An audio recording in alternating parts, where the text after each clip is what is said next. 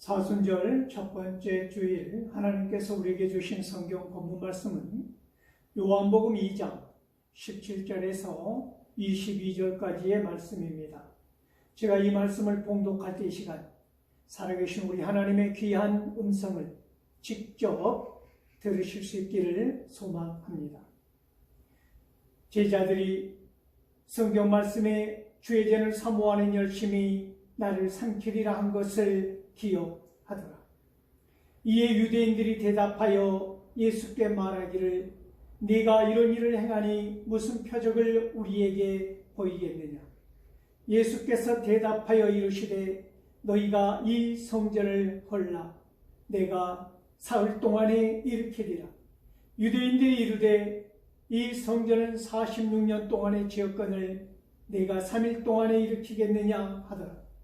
그러나 예수는 성전된 자기 육체를 가리켜 말씀하신 것이라. 죽은 자 가운데서 살아나신 후에야 제자들이 이 말씀하신 것을 기억하고 성경과 예수께서 하신 말씀을 믿었더라. 아멘. 이 본문 말씀을 가지고 성전의 새로운 패러다임이라는 제목으로 피차 은혜를 나누고자 합니다. 사랑하는 성도 여러분, 사순절 첫 번째 주일에 함께 보는 오늘 본문은 유대인들이 예수 그리스도를 신성 모독죄를 범한 것으로 정죄하여 십자가에 못 박는 근거로 삼 말씀이 핏빛으로 선명하게 드러나 있는 무거운 본문입니다. 예수님께서 예루살렘 성전으로 들어가셨습니다.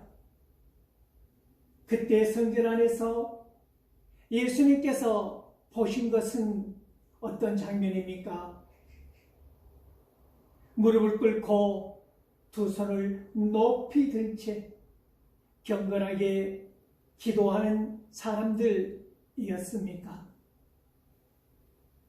이름도 없이 빛도 없이 허리를 굽히고 성전 바닥을 쓸고 닦고 섬기는 성도들이었을까요? 성경을 펼쳐놓고 앉아서 시간 가는 줄 모르고 꿀맛 같은 말씀의 단맛에 흠뻑 취한 사람들의 모습이었을까요? 삼삼오오 모여 앉아서 서로의 아픔을 싸매어 주면서 서로 격려하고 소리 높여 중보 기도를 하는 장면이었습니까? 슬픔 당한 이웃의 눈물을 닦아주고 손잡아 함께 울어주는 사람들이었습니까? 아파트 시세와 대박을 터뜨린 투기와 떨어진 주가와 새로 산 차와 온갖 자식들 자랑과 며느리가 지어준 보약과 골프 약속과 봄맞이 야유의 일정 등으로 온통 시끌벅적한 어느 교회의 단면처럼 하나님의 집인 성전이 시끌벅적한 시장과 장터로 표현해버린 것을 보신 것입니다. 에스겔 34장 2절에서 5절을 보면 인자야 너는 이스라엘 목자들에게 예언하라. 그들과 목자들에게 예언하여 이르기를 주 여호와께서 이같이 말씀하시되 자기만 먹는 이스라엘 목자들은 화 있을진저 목자들이 양떼를 먹이는 것이 마땅하지 아니하냐. 너희가 살찐 양을 잡아 그 기름을 먹으며 그 털을 입되 양떼는 먹이지 아니하는도다. 너희가 그 연약한 자를 강하게 아니하며 병든 자를 고치지 아니하며 상한 자를 싸매주지 아니하며 쫓기는 자를 돌아오게 하지 아니하며 잃어버린 자를 찾지 아니하고 다만 포악으로 그것들을 다스렸도다. 목자가 없으므로 그것들이 흩어지고 흩어져서 모든 짐승의 밥이 되었도다. 물질주의와 상업주의에 빠진 채 탐욕에 눈이 먼 종교 지도자들이 성전세를 내는 사람들의 편의가 아니라 자신의 이름과 유익을 위하여 풍미를 취하고 있는 현장입니다.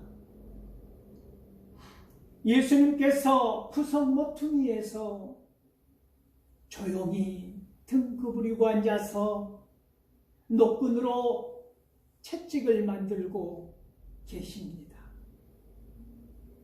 한 사람이라도 돌아와 회개하기를 간절히 바라면서 한 가닥 한 가닥 꼬아 만든 채찍의 길이가 늘어날 때마다 예수님의 공허한 심정은 마치 가슴이 뚫리는 구멍이 커지는 것과 같았습니다.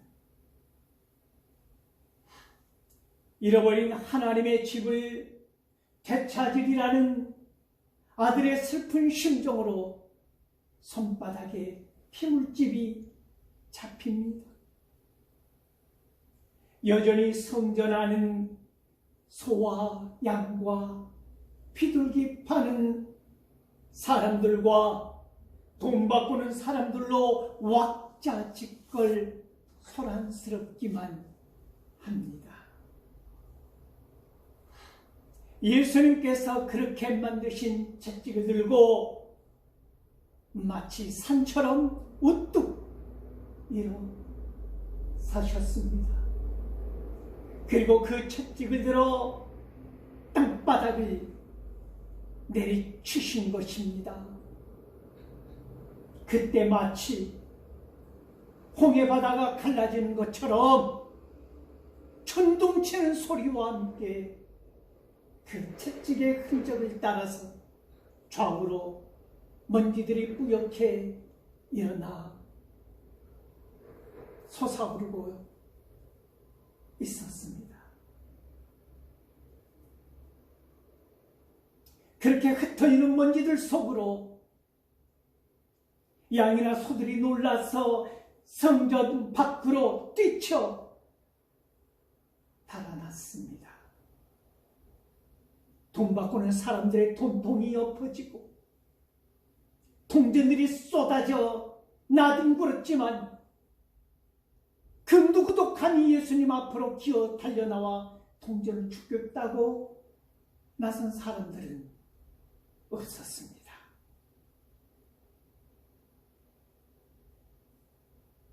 예수님은 상을 높이 들어서 바닥에 엎어버리셨습니다. 예수님의 분노는 고요하나 불꽃처럼 뜨거웠습니다. 덜덜 떨고 있는 비둘기 파는 사람들에게 낮게 가라앉은 음성으로 조용히 말씀하셨습니다.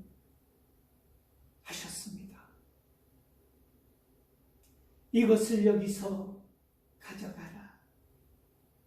내 아버지의 집으로 장사하는 집을 만들지 말라. 오늘 성경 본문 말씀입니다. 제자들이 성경 말씀에 주의 전을 사모하는 열심히 나를 삼키리라 한 것을 기억하더라. 이에 유대인들이 대답하여 예수께 말하기를 내가 이런 일을 행하니 무슨 표적을 우리에게 보이겠느냐 말씀합니다. 시편 69편 9절을 보면 주의 집을 위하는 열성이 나를 삼키고 주를 비방하는 비방이 내게 미쳤나이다. 시편 119편 139절은 내 대적들이 주의 말씀을 잊어버렸으므로 내 열정이 나를 삼켰나이다 노래하고 있습니다. 하나님 아버지를 향한 참을 수 없는 불타는 사랑으로 말미암아 받게 될 예수님의 고난과 죽음을 예시한 말씀입니다. 제자들은 지금 예수님께서 가슴 뜨겁게 내 아버지의 집을 선포하신 그 모습을 통하여 메시아를 보았을 것입니다. 예수님을 적대시하는 사악한 그들의 요구는 무엇입니까? 표적을 보이라는 것입니다. 예수님을 위한 것이 아니라 오직 그들만을 위하여서 말입니다. 마태복음 12장 38절에서 39절을 보면 그때의 서기관과 바리새인 중 몇 사람이 말하되 선생님이여 우리에게 표적 보여주시기를 원하나이다. 예수께서 대답하여 이르시되 악하고 음란한 세대가 표적을 구하나 선지자 요나의 표적밖에는 보일 표적이 없느니라. 오늘 본문 말씀입니다. 예수께서 대답하여 이르시되 너희가 이 성전을 헐라 내가 사흘 동안에 일으키리라. 유대인들이 이르되 이 성전은 46년 동안의 지역건을 내가 3일 동안에 일으키겠느냐 하더라 말씀합니다. 예수님께서는 간악한 유대 종교 지도자들을 향하여 엄중한 명령을 하십니다. 성전을 헐라는 것입니다. 그러면 내가 사흘 동안에 일으키리라. 무슨 말씀일까요? 고린도전서 6장 19절에서 20절 말씀을 보면 너희 몸은 너희가 하나님께로부터 받은 바 너희 가운데 계신 성령의 전인 줄을 알지 못하느냐.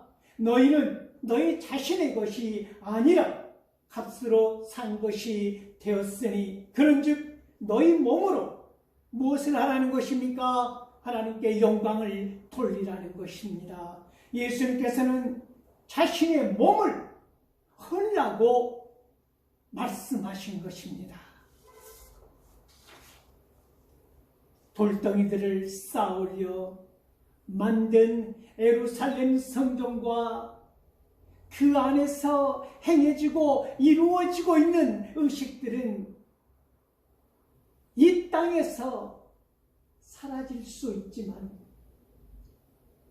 예수님을 통한 구원 사역은 소멸되지 않으며 새 성전은 결코 허물어지지 않을 것을 선언하시는 말씀입니다. 눈에 보이는 성전을 허는 예수님의 죽음과 사흘 동안에 일으키리라는 부활의 의미를 제자들마저도 예수님께서 십자가에 못 박히고 죽으신 후 부활 그 이후에도 한동안 아무도 몰랐지 않았습니까?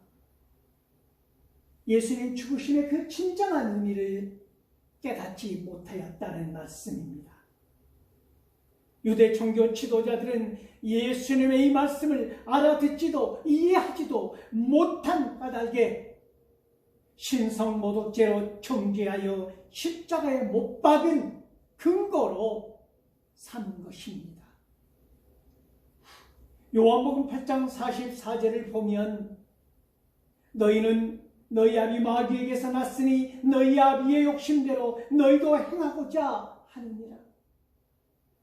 그는 처음부터 살인한 자요 진리가 그 속에 없으므로 진리에 서지 못하고 거짓을 말할 때마다 제 것으로 말하나니 이는 그가 거짓말쟁이요 거짓의 아비가 되었습니다. 인류 역사상 최대의 이적이며 동시에 역설은 무엇입니까? 성자 하나님께서 피조물인 인간의 몸으로 오셔서 인간에 의해 죽임 당하시는 것을 허용하신다는 사실 아니겠습니까? 예수 그리스도의 죽으심으로 말미암아 모든 만물이 회복되었기 때문입니다. 고린도서 5장 17절 말씀입니다. 그런즉 누구든지 그리스도 안에 있으면 새로운 피조물이다. 이전 것은 지나갔으니 보라 새 것이 되었도다. 오늘 본문 말씀입니다. 그러나 예수는 성전된 자기 육체를 가리켜 말씀하신 것이라 합니다. 사도 요한의 해설을 들어보십시오. 예수께서는 자기 육체의 성전에 관해서 하신 말씀, 즉 예수 그리스도께서 말씀하신 성전은 자신의 육체였다는 것입니다.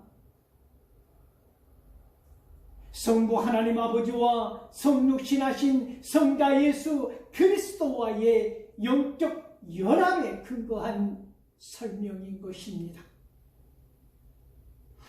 골로새서 1장 19절에서 20절을 보면 아버지께서는 모든 충만으로 예수 안에 거하게 하시고 그의 십자가의 피로 화평을 이루사 만물 곧 땅에 있는 것들이나 하늘에 있는 것들이 그로 말미암아 자기와 화목하게 됐기를 기뻐하시니라. 그러므로 돌을 쌓아 올려 만든 성전은 사람들을 구원에 이르게 할 수 없습니다. 오직 예수 그리스도의 성전만이 모든 사람들을 구원에 이르게 하는 것입니다. 요한복음 4장 23절에서 24절을 보면 아버지께 참되게 예배하는 자들은 영과 진리로 예배할 때가 오나니 곧 이때 아버지께서는 자기에게 이렇게 예배하는 자들을 찾으시느니라. 하나님은 여기시니 예배하는 자가 영과 진리로 예배할지니라. 요한복음 3장 16절은 하나님이 세상을 이처럼 사랑하사 독생자를 주셨으니 이는 그를 믿는 자마다 죽지 않고 영생을 얻게 하려 하심이니라 말씀하지 않았습니까? 오늘 본문 마지막 절 말씀입니다. 죽은 자 가운데서 살아나신 후에야 제자들이 이 말씀하신 것을 기억하고 성경과 예수께서 하신 말씀을 믿었더라 말씀합니다. 사도 요한은 예수님께서 하신 말씀을 그때는 제자들이 즉시 깨닫지 못하였지만 그 말씀을 기억한 후에는 그들의 신앙이 힘을 얻었다는 것을 증언하고 있습니다.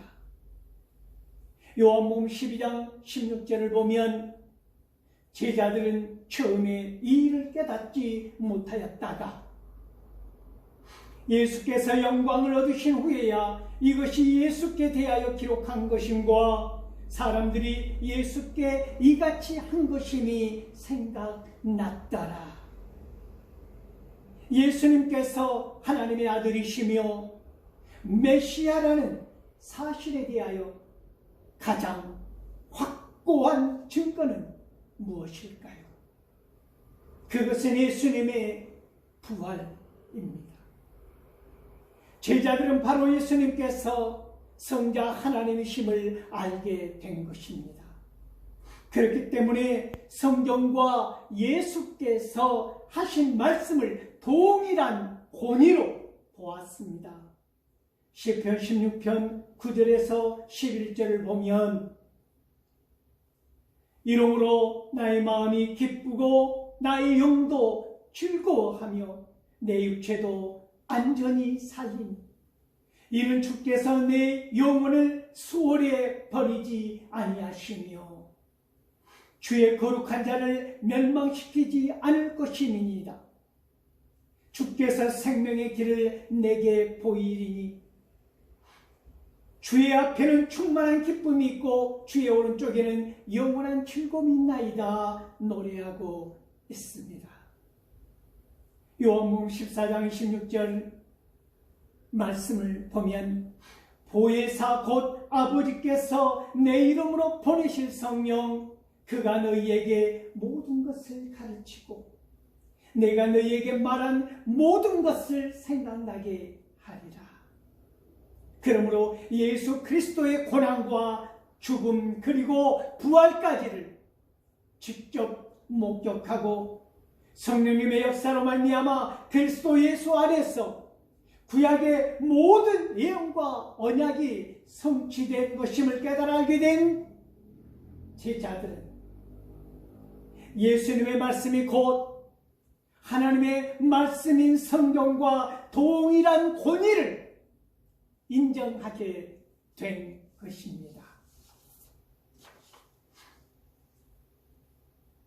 로마서 10장 16절에서 17절을 보면 그러나 그들이 다 복음을 순종하지 아니하였도다.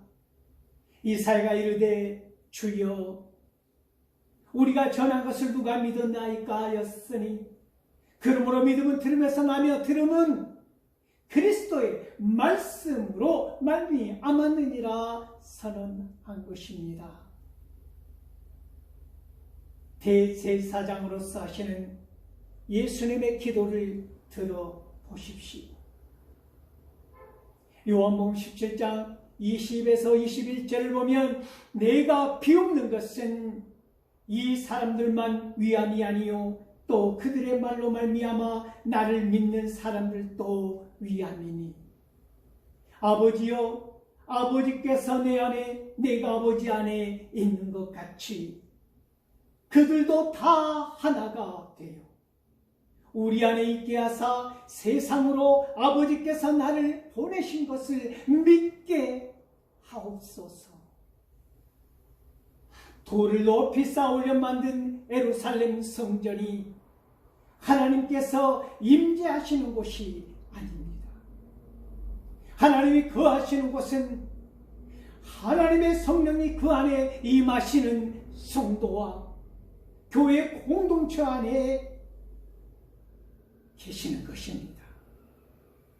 사랑하는 성도 여러분, 성전의 새로운 패러다임 그것은 예수 그리스도의 죽음과 부활로 말미암은 영적 성전이라고 하는 것을 기억하실 수 있기를 소망합니다.